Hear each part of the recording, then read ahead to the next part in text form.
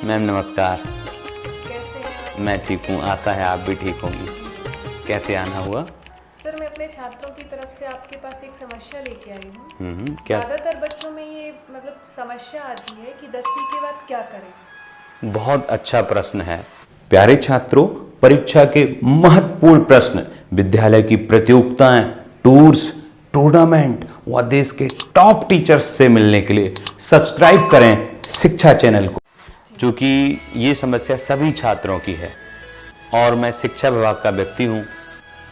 Career counsellor के रूप में मैंने बहुत दिनों तक काम भी किया है, तो ये प्रश्न मेरे सामने बहुत बार आया है और बहुत सारे बच्चों का मैंने समाधान दिया है। सबसे पहले तो बच्चों को खुद को जज करना होता है। बच्चे क्या करते हैं 10वीं के बाद, दोस्त क्या कर रहे हैं, रिश्तेदार क्या कर रहे हैं, स्कूल में क्या हो रहा है, वैसे ही कुछ भी कर लेते हैं, खुद को नहीं पहचानते हैं। तो सबसे पहले तो उनको खुद को देखना पड़ेगा कि उनकी क्या आवश्यकता है और क्या उनकी क्षमताएं हैं। तो 10वीं के बाद दो ऑप्शन होते हैं, या तो पढ़ाई आगे कंटिन्यू रखी जाए या फिर पढ़ाई के साथ साथ कोई काम किया जाए। तीसरा, कुछ बच्चे स्कूल ही छोड़ देते हैं, जो कि ठीक नहीं है। तो दो ऑप्शन समझ में आते हैं, एक तो कि केवल पढ़ाई की जाए आगे, और दूसरी की पढ़ाई भी की जाए और कोई नौकरी भी की जाए घर के सपोर्ट के लिए, यदि आर्थिक स्थिति कमजोर है तो पहला रास्ता कम छात्र अपनाते हैं, 10वीं के बाद ही काम नहीं करते, पढ़ाई करते हैं। पर यदि करना चाहें तो बहुत सारे डिप्लोमा कोर्स हैं, ITI का कोर्स है, तो वो कोर्स करके दूरस्थ शिक्षा से अपनी पढ़ाई भी कर सकते हैं और कोर्स करके किसी जगह नौकरी भी पा सकते हैं। तो वो हो सकता है। और एक जिनके घर से बहुत अच्छा सपोर्ट है कि नहीं पढ़ाई ही करना है, तो वो जो पारंपरिक पढ़ाई है कि 11वीं में विषय लेना है कोई और फिर 12वीं फिर ग्रेजुएशन करना है, तो वो इस तरीके से आगे बढ़ सकते हैं। दो ऑप्शन बच्चों के पास हैं। सर एक क्वेश्चन है जी मैम। कि ज़्यादातर बच्चे पढ़ाई के साथ साथ नौकरी भी करना चाहते हैं, तो इसके लिए क्या बेहतर हो ऐसा करें कि ये करने में संभव हो। बिल्कुल, बहुत अच्छा प्रश्न है। और ये बच्चे ज़्यादातर नहीं हैं, 10वीं के बाद तो बहुत अधिक संख्या में नहीं मिलते हैं। हाँ, पर 12वीं के बाद बहुत सारे ऐसे बच्चे जो होते हैं नौकरी आदि करना चाहते हैं। 10वीं के बाद भी अगर ऐसे बच्चे हैं तो उनके लिए बहुत सारे कार्यक्रम सरकार द्वारा चलाए जाते हैं। कई डिप्लोमा के कोर्सेज होते हैं जो 10वीं के बाद करके सीधा जॉब में जा सकते हैं और साथ साथ पढ़ाई भी पूरी कर सकते हैं। आपका प्रश्न बहुत अच्छा है। उस प्रश्न के लिए मैं कुछ आपको डिप्लोमास बता रहा हूँ। एक तो ITI कर सकते हैं, जिसके माध्यम से वो किसी इंडस्ट्री में जा सकते हैं, इंडस्ट्री में बहुत सारे काम होते हैं, वो कर सकते हैं। इसके साथ साथ बहुत सारे डिप्लोमास हैं जिनकी मैं लिस्ट आपको बता रहा हूं।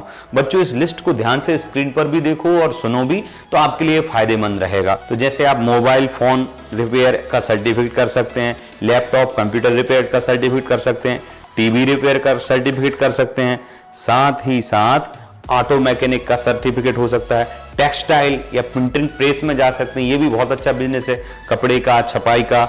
और इसके साथ साथ कंप्यूटर ऑपरेटर का सर्टिफिकेट कर सकते हैं, क्योंकि कंप्यूटर के बिना आजकल कुछ नहीं होता है। एक बहुत अच्छा ऑप्शन है हेयर ड्रेसर, जैसे जगह जगह देखा होगा आपने ब्यूटी पार्लर खोले हुए हैं, तो हेयर ड्रेसर का भी कोर्स आप कर सकते हैं। प्रोफेशनल मेकअप आर्टिस्ट बन सकते हैं, जैसे आपने टीवी में देखा होगा कोई एक्टर या एक्ट्रेस बहुत अच्छी दिखने में नहीं होती है, पर मेकअप आर्टिस्ट उनके लिए पाउडर आदि लगा के बहुत अच्छा बना देते हैं। ये बहुत अच्छा बिजनेस है, इसको लोग पसंद भी करते हैं। साथ ही साथ आप लेबोरेटरी टेक्नीशियन भी बन सकते हैं, इंफॉर्मेशन टेक्नोलॉजी में जा सकते हैं आप। इसके साथ साथ वेब डिजाइनिंग का कोर्स होता है, जो आप लैपटॉप या मोबाइल में कोई भी साइट खोलते हो तो कहीं कहीं टच करने से नया लिंक खुलता है, कहीं कहीं टच करो तो कुछ नहीं खुलता है, कहीं कहीं आपको अपना नाम आदि भरना पड़ता है। तो ये सारा जो साइट है उसको डिजाइन किया जाता है, HTML से होता है, और एक वेब डिजाइनिंग भी ये कहलाती है। तो इस कोर्स को भी आप 10वीं के बाद कोशिश कर सकते हैं सीखने की। थोड़ा कठिन हो जाएगा पर कर सकते हैं। डिजिटल मार्केटिंग में आ सकते हैं, कुछ बच्चे तो 8वीं के बाद ही माता पिता के सपोर्ट से ये काम करते हैं। साथ ही साथ आप NGO मैनेजमेंट में जा सकते हैं। बहुत सारे NGO जो नॉन गवर्नमेंट इंस्टीट्यूट्स हैं, लोगों की हेल्प करती हैं, उनके लिए लोगों की ज़रूरत होती है, वॉलंटियर्स की ज़रूरत होती है, वो आप काम कर सकते हैं। फोटोग्राफी का भी एक बहुत अच्छा ऑप्शन है, इसको भी आप देख सकते हैं। भारत में जो शादी विवाह या कोई फंक्शन होता है उसमें फोटोग्राफर्स की जरूरत होती है।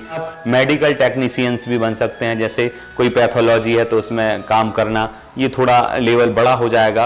पर कुछ मशीनें जो होती हैं मेडिकल लाइन में, उनको मैनेज करने के लिए, उनको व्यवस्थित करने के लिए कुछ ज़रूरत होती है, तो डायरेक्ट उस कोर्स में भी आप पर्टिकुलर उस मशीन के लिए भी कर सकते हैं। तो ये सारे कोर्सेज 10वीं के बाद आप कर सकते हैं। जो कोर्सेज हैं वो सर्टिफिकेट बिल्कुल बिल्कुल बिल्कुल। इसके अलावा कुछ डिप्लोमा कोर्सेज भी होते हैं? हाँ हाँ बिल्कुल, ये सर्टिफिकेट कोर्स और डिप्लोमा लगभग एक ही बात है, टाइमिंग का अंतर होता है। डिप्लोमा भी कर सकते हैं, जैसे कला शिक्षक का डिप्लोमा होता है कि मुझे आर्ट का टीचर बनना है, आर्ट विषय का नहीं, आर्ट में जैसे क्राफ्ट होता है, कुम्हार जो मटके बनाता है वो भी एक क्राफ्टिंग है, तो उसका टीचर बन सकते हैं आप। स्टेनोग्राफी में डिप्लोमा कर सकते हैं। 3D एनिमेशन होता है, एनिमेशन जो मूवीज आप देखते हैं, छोटा हनुमान या जो मिक्की माउस या बच्चों के वो आप जानती होंगी अच्छे से, कार्टून्स वगैरह जो आते हैं, इनके कोर्सेज भी बच्चे कर सकते हैं, इनका डिप्लोमा होता है। साथ ही साथ ब्यूटी केयर डिप्लोमा होता है। जो मेकअप आर्टिस्ट है और ब्यूटी केयर डिप्लोमा दोनों में अंतर है। मेकअप आर्टिस्ट जो है ना, चेहरे को अच्छा है, आपकी पर्सनालिटी को थोड़ा बाहरी रूप से डेवलप करता है। ब्यूटी केयर डिप्लोमा में आपको क्या खाना है, कैसे बोलना है, कैसे आपको मैनेजमेंट, ये सारी चीजें ब्यूटी केयर में आती, तो ये आप सीख सकते हैं। साइबर सुरक्षा में भी आप डिप्लोमा कर सकते हैं। जो अटैक होते हैं, हैकर्स हैक करते हैं मोबाइल्स को या किसी के अकाउंट्स को, इसको आप डिप्लोमा कर सकते हैं। गवर्नमेंट बिल्कुल इसमें वैकेंसीज निकालती। कृषि में भी आप डिप्लोमा कर सकते हैं, किसी विशेष प्रकार की कृषि को सीखने के लिए। तो ये सारे डिप्लोमास भी बच्चे 10वीं के बाद में कर सकते हैं।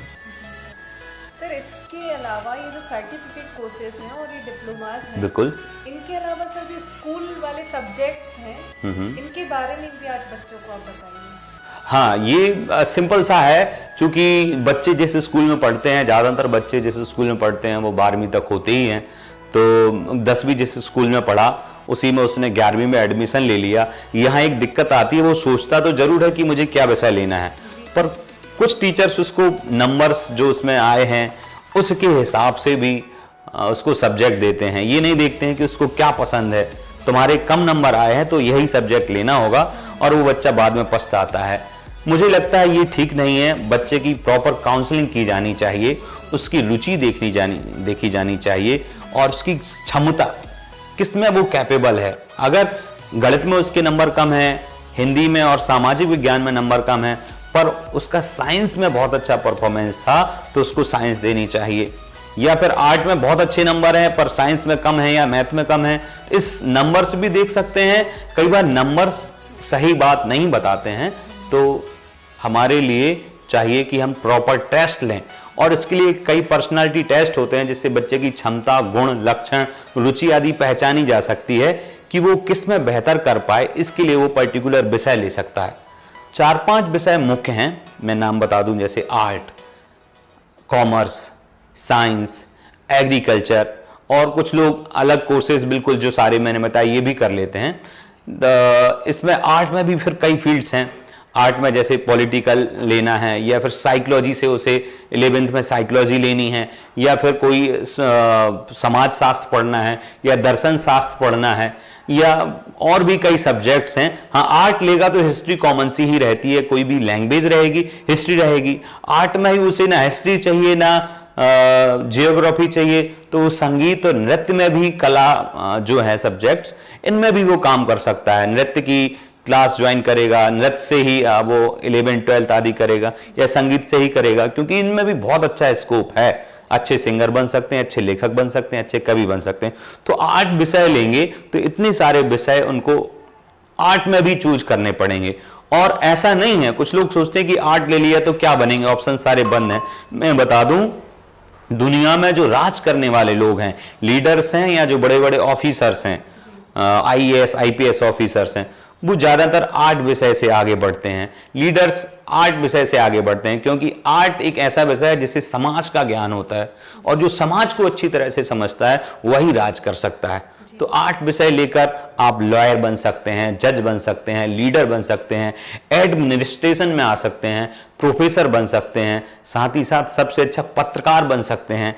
ये अपने आप में बहुत ही, एक पत्रकार को अगर अच्छी खबर छापने का तजुर्बा है तो वो सरकार को भी हिला सकता है। तो इतना अच्छा विषय आर्ट भी है। बस आर्ट जिसको लेना है उसको देखना होगा कि वो क्रिएटिव है या नहीं है, सृजनात्मक है या नहीं है, कॉन्फिडेंस वाला बंदा है या नहीं है, बोलना बताना सुनना अच्छे से समझ आता है उसे कि नहीं आता। ये आर्ट का हुआ। दूसरा विषय मैंने क्या बताया था मैम? कॉमर्स। कॉमर्स, बहुत अच्छा। कॉमर्स भी अच्छा विषय है, इसमें थोड़ा स्कोप कम समझ में आता है, परंतु आजकल दुनिया में अमीर देशों का ही बोलबाला है और पैसे से ही दुनिया चलती है, ऐसा लोग मानते हैं। तो पैसे को कैसे मैनेज किया जाए, कम पैसे से अधिक पैसा कैसे निकाला जाए, पैसे में कहाँ टैक्स होता है, कहाँ कटना होता है, कैसे मैनेज किया जाता है, ये सारे विषय कॉमर्स के होते हैं। जैसे कॉमर्स में आप अकाउंट पढ़ोगे, कॉमर्स में इकोनॉमिक्स पढ़ोगे, कॉमर्स में बिजनेस स्टडी होती है, मैथ होता है, और कोई भी लैंग्वेज तो होती है, रीजनल लैंग्वेज रहेगी, इंग्लिश और हिंदी रहेंगी, तो ये रहेंगे। तो इसमें आप आगे जाके थोड़े कम फील्ड्स बचती हैं कि कोई भी कंपनी आपको हायर करेगी एज अ इकोनॉमिस्ट, या फिर आपको इसके बाद एमबीए करना पड़ेगा तो आप बिजनेस में जाएंगे। कॉमर्स के बाद ज्यादातर ऑप्शंस सीए बनने का, चार्टर अकाउंटेंट, या फिर सीएस कंपनी सेक्रेटरी, और कई लोग सीएमए भी कर लेते हैं, जो सीए और सीए के लगभग ही होता है, समतुल्य ही होता है। इसको जो वैल्यूज होती हैं, वस्तुएं जो कंपनीज बनाती हैं, वो कितने रुपए में बिकेगी, क्या होगी, इन सब का निर्धारण ये व्यक्ति करता है। तो ये सारे कोर्सेस कॉमर्स में होते हैं। तीसरा विषय मैंने क्या बताया था मैडम? साइंस और मैथ। साइंस, हाँ, साइंस फील्ड में ऑप्शंस बहुत सारे बच्चों के पास होते हैं, और साइंस फील्ड दो ऑप्शंस में बढ़ जाती है, एक तो मेडिकल लाइन और एक non medical line. Science field में वो बायो लेगा, नहीं तो फिर मैथ लेगा। तो अगर बायो ले रहा है तो एमबीबीएस करेगा, या फिर डेंटिस्ट बनेगा, या फिर और भी मेडिकल में कई फील्ड्स होती हैं, हाँ, नर्सेस के लिए होता है, हाँ, आप मेडिकल कभी जाएंगे तो उसमें कई प्रकार के कर्मचारी होते हैं, वो बन सकते हैं। इसके बाद अगर वो नॉन मेडिकल लाइन में जा रहा है, वो अगर एयरफोर्स में जाना है उसे, तो पायलट बनना है तो उसको मैथ लेनी पड़ेगी, या उसे इंजीनियर बनना है तो मैथ लेनी पड़ेगी। अब इंजीनियर शब्द अपने आप में बड़ा है, मैकेनिकल इंजीनियर होता है, सॉफ्टवेयर होता है, और इलेक्ट्रिकल होता है, सिविल इंजीनियर होता है। तो ये सारे, अगर उसे बिल्डर बनना है तो मैथ लेनी पड़ेगी, घर बनाने आते हैं उसे, इंटीरियर डिजाइनिंग करना मुझे अच्छा लगता है, तो ये वो कर सकता है। ये क्या है पांचवा सब्जेक्ट मैम? एग्रीकल्चर मैंने बताया था। ये कॉमन से सब्जेक्ट है, यही फील्ड बच्चों को सामने जाके स्कूल लेवल पे मिलती हैं। तो एग्रीकल्चर भी मेरे ख्याल से भारत के लिए सबसे उपयुक्त सब्जेक्ट है। लोग इसको भले ही कमतर आंकते हैं, पर एग्रीकल्चर को यदि सीरियसली लिया जाए तो बहुत गंभीर विषय है। हमारे भारत की जो अर्थव्यवस्था है वो कृषि पर ही टिकी हुई है। भारत कृषि प्रधान देश है, हम लोग इंपोर्ट भी करते हैं कृषि के कई उत्पादन, तो अपने आप में हम कृषि प्रधान देश हैं। तो कृषि का विषय जो एग्रीकल्चर है वो बहुत अच्छा बन जाता है। इसमें आपके लिए बहुत सारे ऑप्शंस होते हैं। प्राइवेट कंपनीज जो हैं वो एग्रीकल्चर के लिए उतना मुख्यता नहीं देती हैं, पर गवर्नमेंट कई जॉब ऐसी निकालती हैं जो एग्रीकल्चर में होती हैं। इसके साथ साथ एग्रीकल्चर वाला व्यक्ति अपना स्विमिंग पूल खोल सकता है, एग्रीकल्चर वाला व्यक्ति अपने प्लांट्स लगा सकता है, अच्छा किसान बन सकता है। तो ये सारे सब्जेक्ट ले सकते हैं। प्यारे बच्चों, आपने मेरी बात सारी सुनी, और मैं तो मैम को बहुत बहुत धन्यवाद करता हूं कि वो आई यहाँ पर, उन्होंने आज आपके लिए भी बहुत बहुत धन्यवाद कि आपने बच्चों के लिए सारी इंफॉर्मेशन दी। बिल्कुल, थैंक यू मैम। मैं तो यही कहूंगा कि बच्चे अपनी अपनी रुचि भी समझें कि आपको क्या अच्छा लगता है, आप अपनी क्षमताएं समझें, आप अपने माता पिता को भी देखें कि वो कितना आपके लिए दूर भेज सकते हैं, क्या पढ़ा सकते हैं, आपके आसपास के क्षेत्र में कौन से स्कूल्स हैं। ये सारी बातें देख करके और साथ ही अपनी क्षमता को पहचान करके आप विषय को चयन करिए, ना कि किसी और की बातों में लग करके। धन्यवाद।